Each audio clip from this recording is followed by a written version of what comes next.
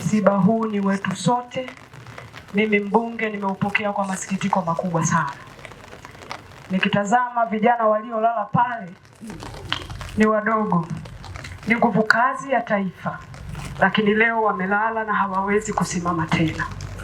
Natoa pole za dhati kwa wanafamilia. Mungu awape moyo wa subra na uvumilivu katika kipindi hiki kigumu ambacho sio rahisi. Msiba huu umetoka kwenye halmashauri yetu. Ukiangalia miaka yao inaanzia miaka 90. Ni vijana wadogo ambao walikuwa kwenye majukumu kuokoa au kuimarisha afya za Watanzania, lakini sisi tuliwapenda na Mwenyezi Mungu amewapenda zaidi. Hatuna namna ya kuweza kuhoji sana juu ya msiba huu, lakini tosha kusema alichotoa Mungu yuko radhi kwa kutoa tena. Kwa mkoa, ndugu viongozi wote, ndugu wafiwa, jamaa na marafiki,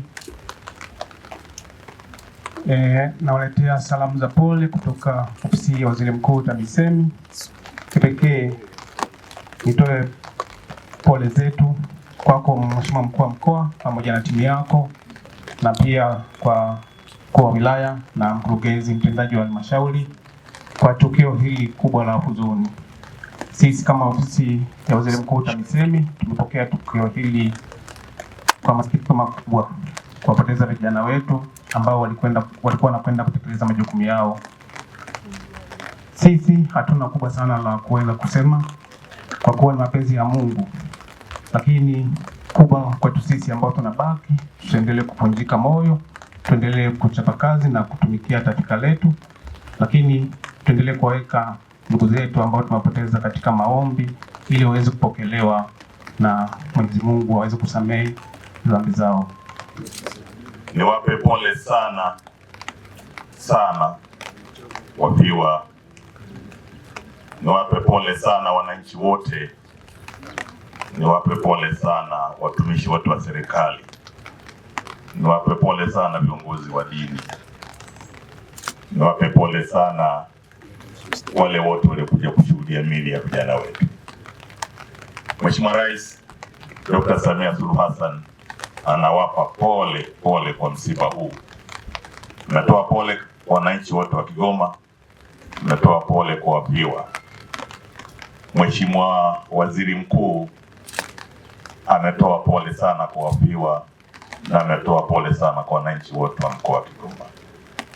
Na mimi kama mkuu wa mkoa wa Kigoma natoa pole sana kwa wafiwa, lakini kwa wana Kigoma wote. Ndugu zangu wafiwa, huu msiba si wa kwenu peke yenu, ni wa kwetu wote. Kazi walizokuwa wanafanya kwa ajili ya Watanzania, na wamekufa wakiwa wanatetea Watanzania.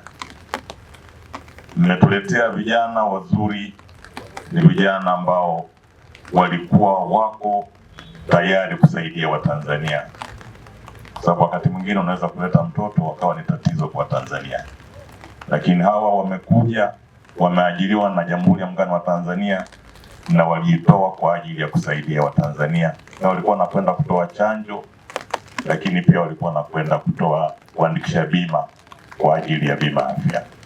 Kwa hiyo ndugu wafiwa, mfarijike na hilo kwamba vijana wenu wameondoka hapa duniani wakiwa wanatetea maisha ya Watanzania. Ndugu viongozi wenzangu, ndugu wananchi wa Kigoma mliokuja kushuhudia na kuaga miili ya ndugu zetu, nitoe shukrani sana kwa Mheshimiwa Rais ambaye ndiye kiongozi wetu wa nchi. Aliposikia habari hii, nafikiri mliona kwenye vyombo, alileta salamu za rambirambi. Swala hili limemgusa sana.